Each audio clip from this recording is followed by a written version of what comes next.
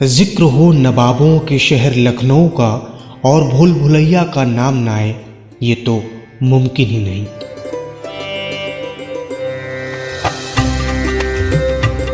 इसके बारे में इतना सुना था कि इस बार जब लखनऊ जाना हुआ तो कदम खुद ब खुद चौक की गलियों से भटकते हुए उस रहस्यमयी इमारत के सामने पहुंच गए जिसे बड़ा इमामवाड़ा भी कहते हैं।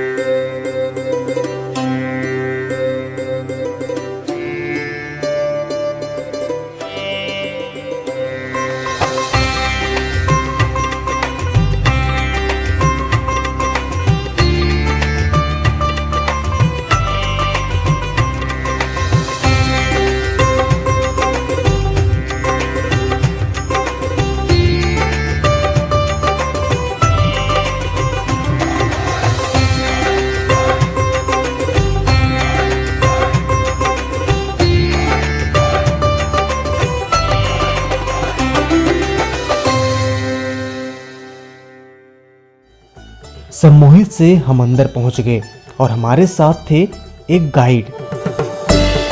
मेरा नाम है निक्की आदमी, यहाँ पे मुझे 9 साल हो गए। जानकारी से लबरेज उत्साहित गाइड ने हमें भूल भुलैया के बारे में बताना शुरू किया, जैसे कि इसका निर्माण अकाल पड़ने पर लोगों को रोजगार मुहैया कराने के लिए किया गया, और ये भी कि दिन में इसे गरीब लोग बनाते थे और रात के अंधेरे में इज्जतदार लोग इसे तोड़ देते थे।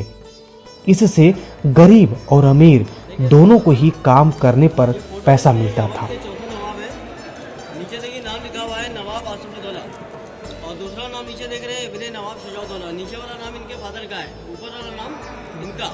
इस बिल्डिंग का नाम आप लोग क्या लेके आए? भूल भुलैया। इसका फर्स्ट नाम बाहर एंट्री गेट पे लिखा हुआ है बड़े बड़े अक्षरों में, बड़ा इमाम बाड़ा। इमाम बाड़े का मतलब क्या होता है, जब अंदर चलेंगे वहाँ बता देंगे आपको। और ये जो देख रहे हैं इसको हिंदी में बोलते हैं सिंहासन। सिंहासन बोलते हैं जो मंदिर में पाए जाते हैं, जिनके ऊपर बैठ के कथा वगैरह पढ़ी जाती है। उर्दू की ज़बान में इसको बोलते हैं मिंबर रसूल। मिंबर जो होता है वो इसका पूरा बना होता है जो केवल इमाम बाड़ों में और मस्जिदों में पाया जाता है, जिसके ऊपर में बैठ के धार्मिक प्रोग्राम अदा करते हैं। जो मुहर्रम मनाते हैं मस्जिद और मातम, जिसके ऊपर में बैठने का अधिकार मौलाना को है। गमी का टाइम जो होता है मुहर्रम, मौलाना वगैरह जब कोई खुशी का टाइम आता है तो इस पर शायर बैठते हैं, शायर शायरी वगैरह करते हैं।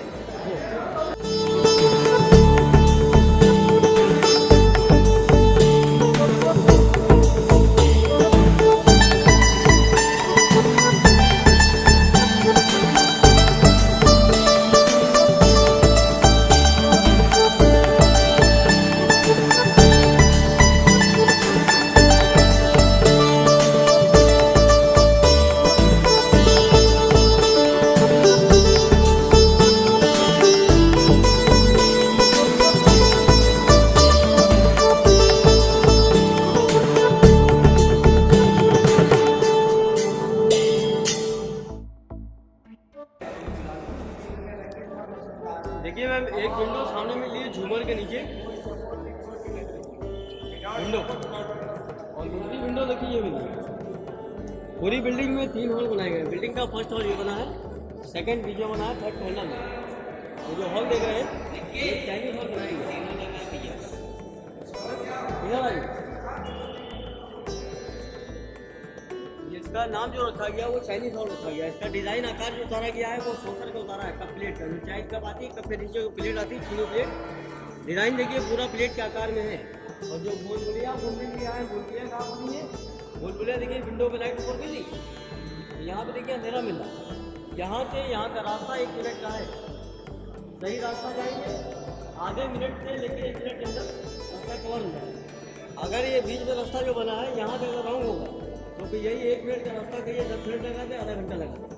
वो है भूल भुलैया। जगह जगह पे 4 रास्ते मिलेंगे, 3 गलत और 1। ले जाने का काम मेरा है, घुमाना बताना सब, और ऊपर से निकलने का काम सब आपका। जब नहीं आ पाइएगा जब हम ले जाएंगे।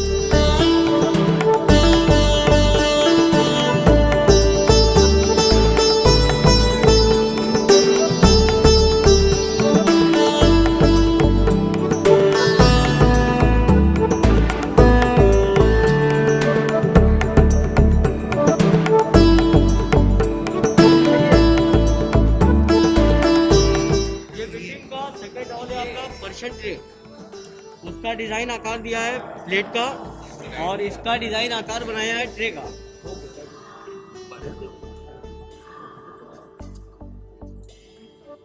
इसका डिजाइन आकार बनाया गया ट्रे का, जो नाश्ते वाली ट्रे आती है वो। हाँ। ये हॉल जो आप देख रहे हैं, ये हॉल एशिया का टॉप हॉल बनाया गया विदाउट सपोर्ट, बगैर ट्रिम के, बगैर कॉलम के। 163 फीट लंबान है, 54 फीट चौड़ान है और 60 फीट ऊंचान है। पहले लोग घूम के गए यहाँ पे? नहीं, सबका फर्स्ट टाइम। नहीं हम आए थे यहाँ। आप आए यहाँ पे? आप आए होंगे तो माचिस पेपर की आवाज़ सुनाई गई होगी। एक साइड पे आप, एक साइड पे गाइड। हाँ। माचिस की आवाज़, पेपर की आवाज़। लेकिन जो है अभी इस हॉल में आने की मनादी हो गई। क्यों भाई? इस हॉल में थोड़ा सा नीचे, जो बालकनी के नीचे देख रहे हैं, थोड़ा सा क्रैकपन आ गया है। ये चलने पे थोड़ा सा वाइब्रेट कर रहा है, हिल रहा है, इसलिए इसका रास्ता जो है बंद करा दिया गया। जब ग्रिल देख रहे हैं, पीछे ग्रिल लगी है, चारों तरफ से बंद है। ये बंद कराने का रीजन खाली यही है, देख रहे हैं बालकनी के नीचे। हाँ। ये चलने में थोड़ा वाइब्रेट कर रहा है, हिल रहा है, इसलिए इसको रास्ते को जो है ब्लॉक कर दिया गया।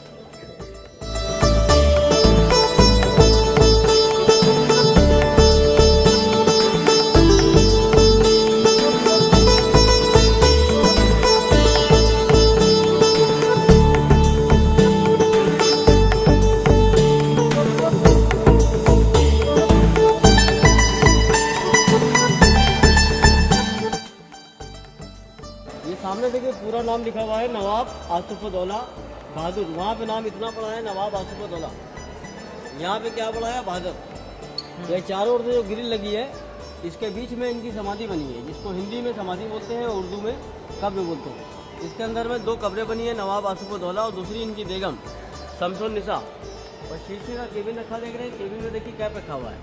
ये कैप इनका कॉपी है, इसकी ओरिजिनल जो कैप है वो इंग्लैंड के म्यूजियम है, जो यहाँ से फॉरनर ले गए थे अंग्रेज। 12 आप में और उनमें डिफरेंस इतना कर दिया है कि उनको टिकट 500 रुपये का दे रहे हैं आपको।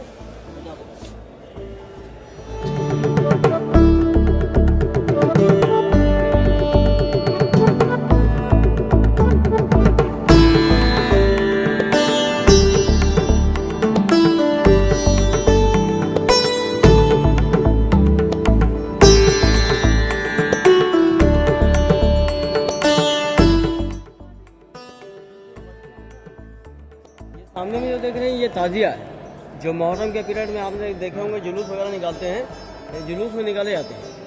लेकिन अब के लॉकडाउन की वजह से कोई प्रोग्राम तो हो नहीं पाए थे। ये न्यू ताजिया है, इसी साल का है।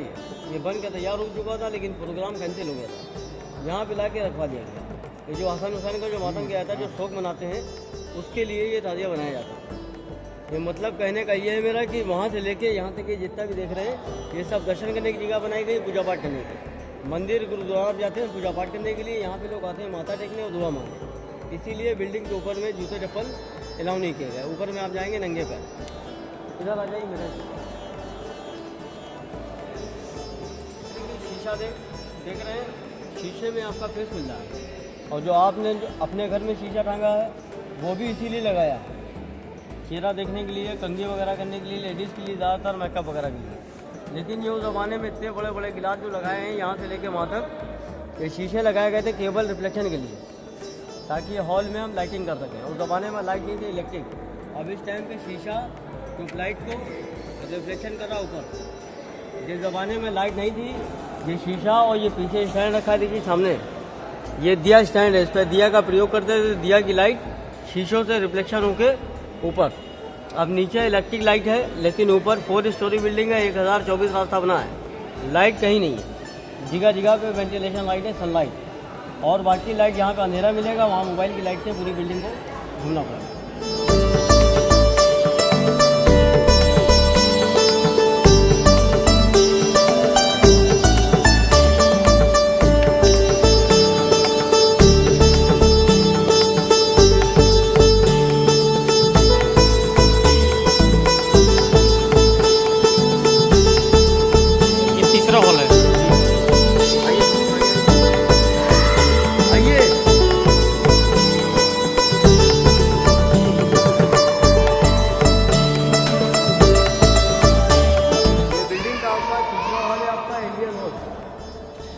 जो लोग पहले घूम के गए हैं उनको पता होगा कि इसका नाम क्या बताया गया था। इसका डिज़ाइन आकार जो बना है वो देखिए किस आकार में बना। फर्स्ट हॉल में आपकी बनी है चीनी प्लेट, बीच में आ गई ट्रे, तो वहाँ से लेके यहाँ तक के लोग भाई प्लेट पे और ट्रे पे कप का और कटोरी का काम है। लेकिन इसका डिज़ाइन जो है ना कप का है ना ही कटोरी का। इसका डिज़ाइन आकार जो है फल के आकार में, फ्रूट फल के आकार में, खरबूजा। और जो विंडो देख रहे हैं सारी विंडो हवा लाइट के लिए है, ताकि बिल्डिंग में हवा लाइट आती रहे। एक विंडो से दूसरी विंडो का रास्ता वही रास्ता है 1 मिनट, सही जाएंगे 1 मिनट लगेगा, गलत 10 मिनट, आधा घंटा, 1 घंटा। वो है भूल भुलैया। आगे चेयर लगी है, ये चेयर को लोग देखते हैं तो लोग ये कहते हैं कि इसमें रानियाँ महारानियाँ बैठती थी। तो लोगों की सोच ये कह रही है कि इतनी बड़ी इबादत जो बनाई थी ये नवाब बादशाहों का महल है। ये महल नहीं चाहिए कि इबादत का बनाई है, केवल धार्मिक। वैसे आपके मंदिर गुरुद्वारा बनाते हैं उसको संदेश को, इसका नाम जो रखा गया वो बड़ा इमाम बाड़ा। इमाम बाड़े का फुल फॉर्म ये है कि इमाम मिस होता है अवतार और बाड़ा मिस होता है घर। बिल्डिंग जो बनाई गई इमाम हुसैन का दरबार, माथा मलिश करने के लिए, दर्शन पूजा पाठ करने के लिए, घूमने के लिए नहीं बनाया। घूमने के लिए बाद में नाम इसको मिल गया भूल भुलैया। छोटा सा नाम है जो पूरे वर्ल्ड में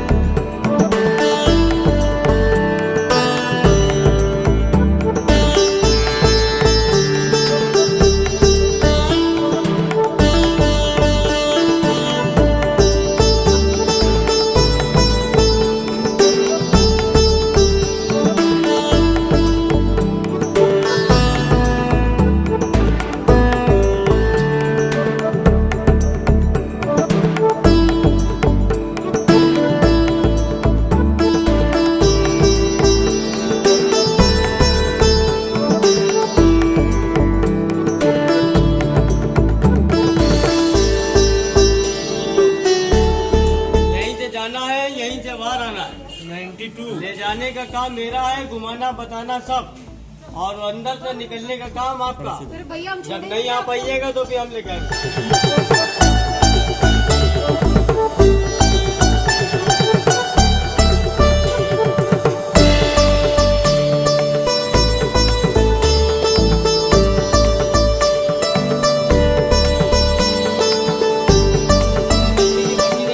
कॉर्नर से लेके इधर कॉर्नर तक यहाँ पे कोई टाइम पे लकड़ी का दरवाजा लगा था जो ऊपर की लोकेशन में खुलता था। दरवाजा टूटने के बाद ये ऊपर से बाउंड्री देख रहे हैं, ऊपर की बाउंड्री आपकी हमारी सेफ्टी के लिए बनाई गई ताकि आने जाने वाले लोग गिरे ना और लोग इसमें जाने के बाद गुमराह ना हो। ये सब रास्ते और टॉप सिटी बनाए गए थे शहर के बाहर, दिल्ली, कलकत्ता, आगरा, बनारस, फैजाबाद अंडरग्राउंड रास्ता बनाया गया था। 1857 के गदर में अंग्रेजी सेना उतर गई थी नवाब साहब का खजाना ढूंढने। इनको अंदर से रिटर्न का रास्ता नहीं मिल पाया, इसको अंदर से ब्लॉक करा दिया और ऊपर से सेव कर दिया। अगर इसको बंद नहीं कराते तो चारबाग वाले फैजाबाद का रास्ता ढूंढेंगे और दिल्ली वाले दिल्ली का रास्ता ढूंढेंगे। इसलिए इस रास्ते को बंद करा दिया गया, वरना सरकारी टिकट बिकना खत्म हो जाएगा। दिल्ली में कौन से किले पे? खैर आगे ये कि परत दर परत रहस्यों से भरी हुई इस इमारत की दीवारें अंदर से खोखली हैं, जिसके कारण दीवार पर मुंह लगाकर फुसफुसाकर बोलने से सैकड़ों मीटर दूर दीवार से कान लगाकर सुनने वाला साफ साफ पूरी बात सुन लेता था। दीवारों की कान वाली कहावत भी शायद इसी इमारत की देन है। इसी तरह के नए नए रहस्यों में डूबते उबरते हम गाइड की आवाज के पीछे पीछे खुद से भी बेखबर थे।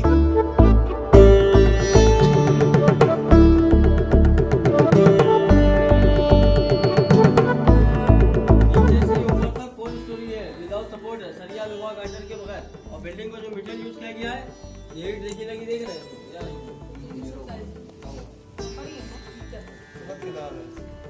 ये कोई क्लाइंट यूज किया गया है, मीटर सिलीमेंट मोरंग बालू और मसाला इसमें लगाया गया, सूती सूता, सिंगाड़े काटा, गोंद, बेल पे नमक, गन्ने का रस, गुड़ और जितना अनाज वगैरह होता है, चने की दाल, मग की दाल, मांस की दाल, शहद, ये तो चीजों के जो मटेरियल यूज किया गया। उस जमाने में कोई फोन, कोई टेलीफोन नहीं चलते तो नवाब साहब को अपनी सेना को फोन बांटते या बिल्डिंग के अंदर में कोई टेलीफोन लगवाते।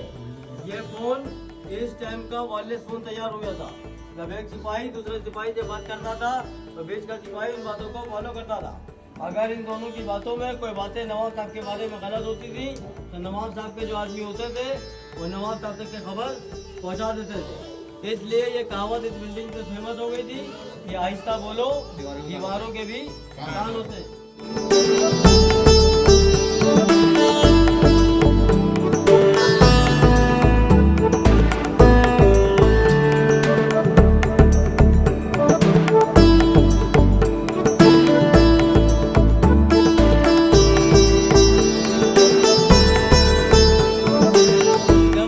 लगाइए और इधर वाले इधर जब तक के निहारका जो है अपना नाम ना सुन लें, जब तक के कोई आदमी बोलिएगा नहीं। जब बुलाए तो सीधा स्ट्रेट सामने दीवार दिख रही है, दीवार के पास से लेफ्ट हैंड ले लिएगा, ठीक है। निहारका एक बार भैया फिर से बताओगे? सुना नहीं। दीवार में कान लगाइए, पहले दीवार में कान लगा लिए, अब कान शांति बना लिया।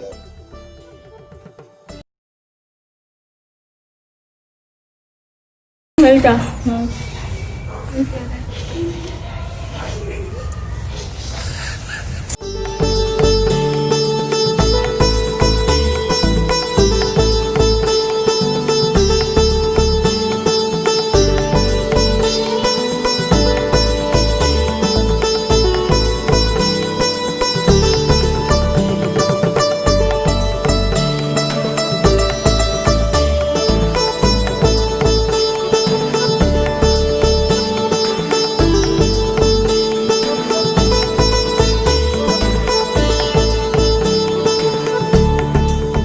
बीच बीच में हमारे गाइड जनाब को मस्ती सुस्ती और वो हमें डराने के लिए अचानक बिल्कुल चुप से हो जाते, तो जैसे कोई कान में फुसफुसा सा देता कि सुनो ये भूल भुलैया है, यहाँ पर लोग रास्ता भूल जाते हैं।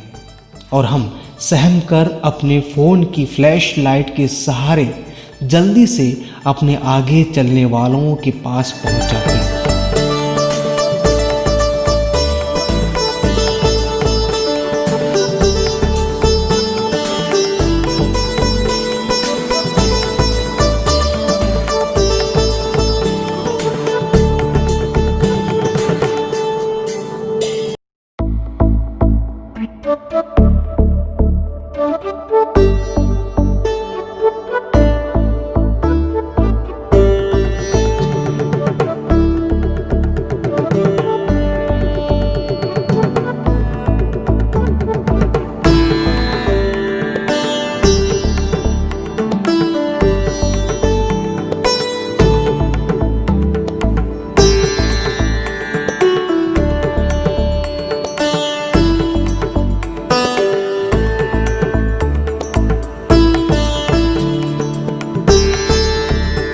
बिल्डिंग को देखते हुए आप बाहर से लेके अंदर तक के आए हैं। इस बिल्डिंग की शुरुआत सन 1773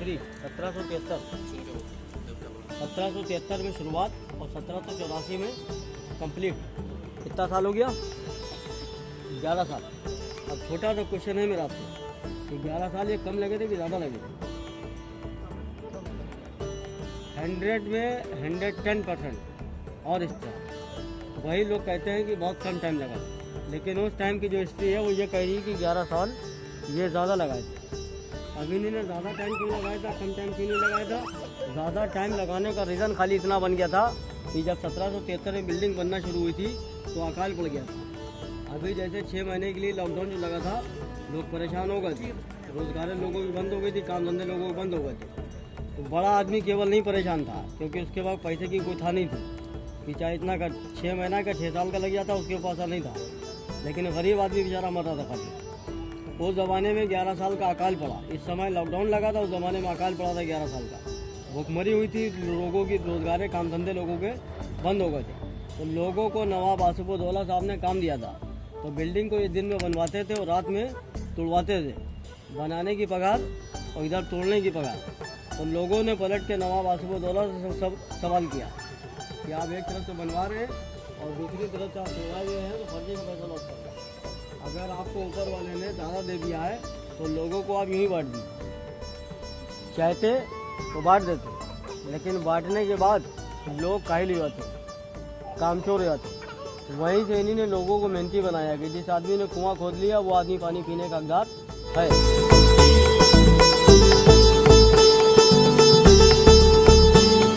तभी से कहा जाने लगा, जिसको ना दे मौला उसे दे आसिफउद्दौला।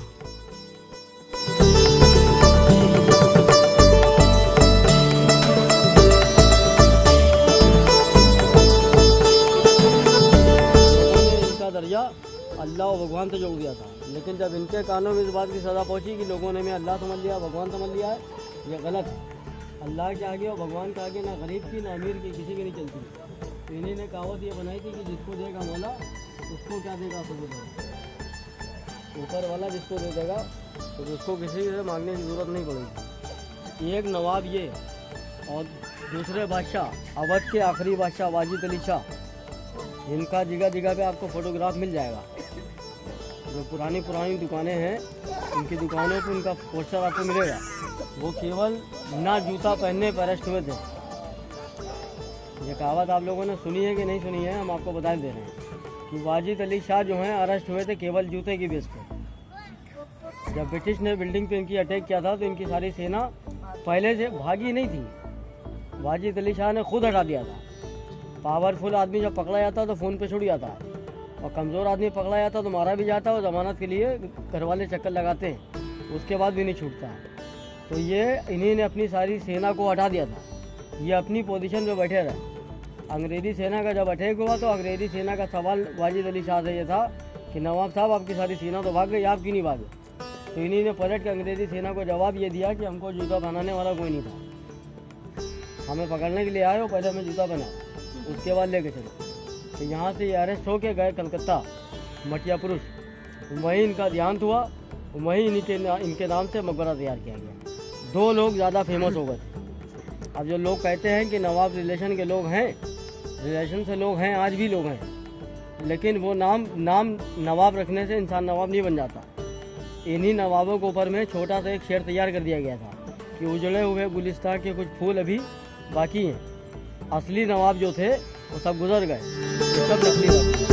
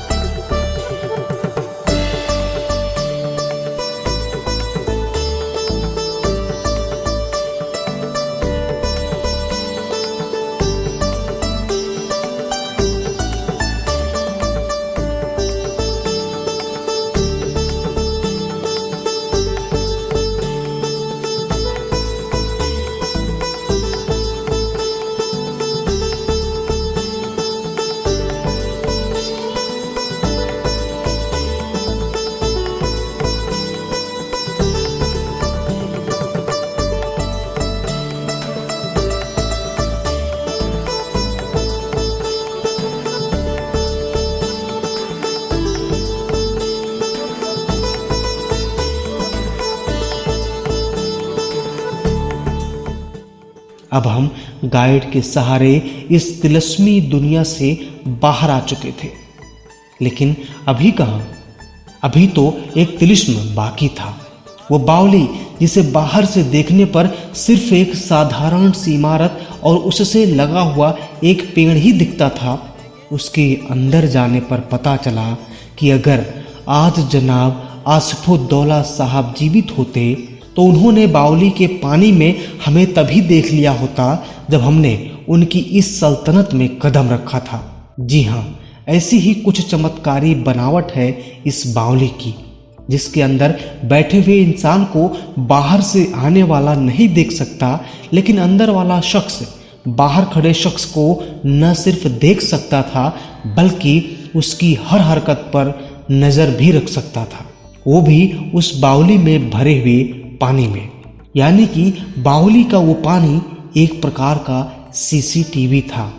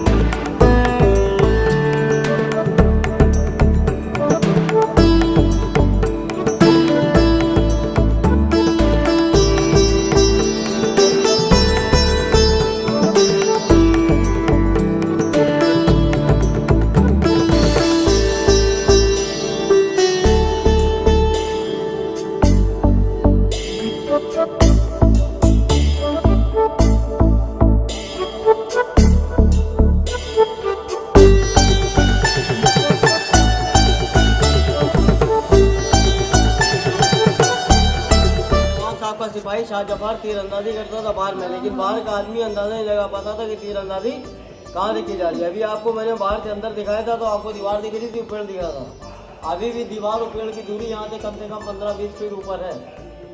यहाँ से देखिए पूरा बाहर का लुक दिख रहा है क्लियर। पेड़ नीचे जो लोग जा रहे हैं आ रहे हैं सब दिख रहे हैं। थोड़ा सा आगे से नीचे उतरिएगा, जहाँ से अभी हम ऊपर आए वहीं से आप नीचे उतरिएगा। तो हमने थोड़ी देर कहाँ से आए हो, चलिए तो आगे।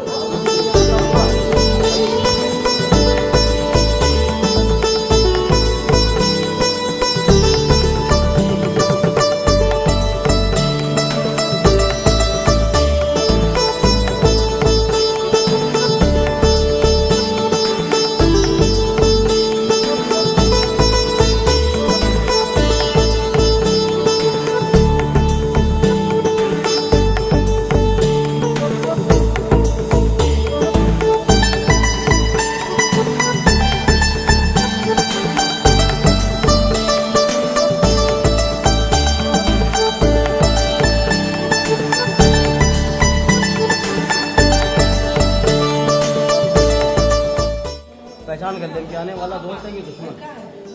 कुएं में देखिए पानी नहीं गई, लेकिन अभी जो आपको रिफ्लेक्शन दिखाएंगे वो पानी में आएगा।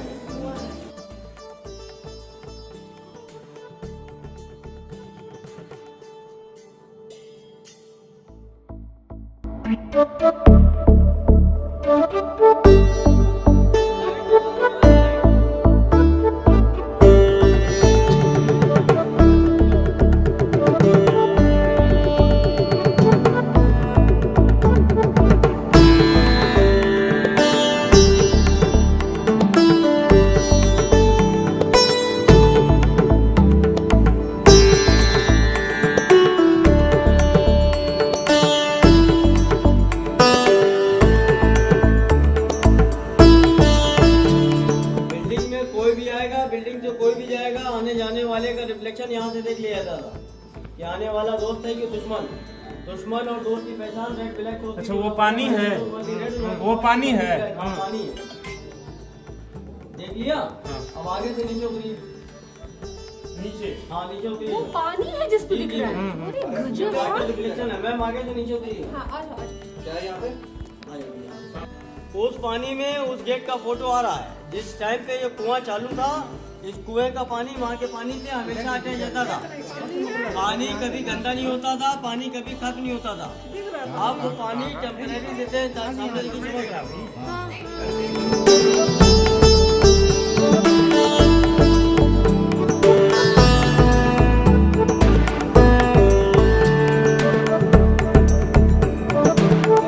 का पानी यहाँ रिवर्स किया गया, यहाँ के पानी से उस बिल्डिंग को तैयार किया गया।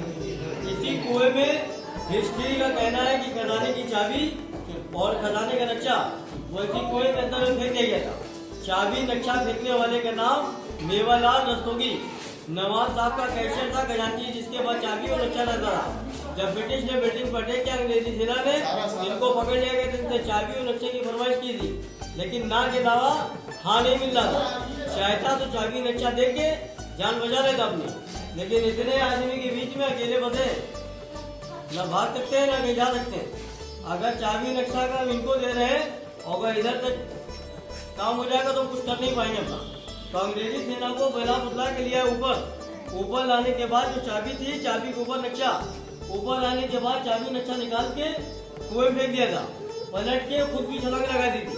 जब अंग्रेजी सेना बाद में पानी में उतरी चाबी नक्शा ढूंढने के लिए, तो जिसके 3 फ्लोर देख रहे हैं आप, 1, 2, 3, इसकी 4 स्टोरी बिल्डिंग इस कुएं के अंदर है, तो सब ब्लॉक हो गई। अंग्रेजी सेना जब पानी में उतरी चाबी नक्शा ढूंढने के लिए, तो इन्हीं हॉलों में आ रहे थे पैर पैर के, न चाबी नक्शा हाथ आया, न मेवालाल रस्तोगी हाथ आया। आज जब टूरिस्ट को यहाँ पे गाइड लोग लाके चाबी और नक्शे के बारे में बताते हैं, तो टूरिस्ट पलट के सवाल गाइड से करती है, कहती खजाना कहाँ है वो बताओ। खजाने के बारे में अगर यहाँ की एक गाइड को पता चल जाए तो 85 गाइड है, 84 के आवाज है। घुमाने का काम खत्म हो जाएगा, घूमने का काम शुरू हो जाएगा।